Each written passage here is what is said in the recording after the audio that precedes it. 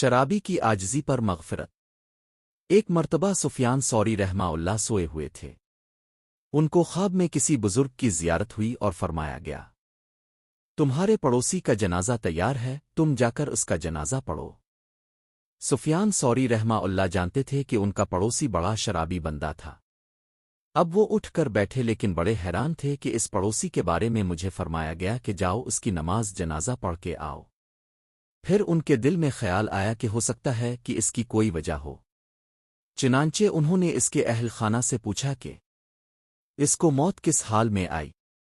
انہوں نے جواب دیا، یہ ایک غافل سا بندہ تھا، لیکن موت کے وقت اس کی آنکھوں میں آنسو تھے اور یہ اللہ تعالیٰ سے یوں فریاد کر رہا تھا، اے دنیا و آخرت کے مالک، اس شخص پر رحم فرما جس کے پاس نہ دنیا ہے نہ آخرت ہے۔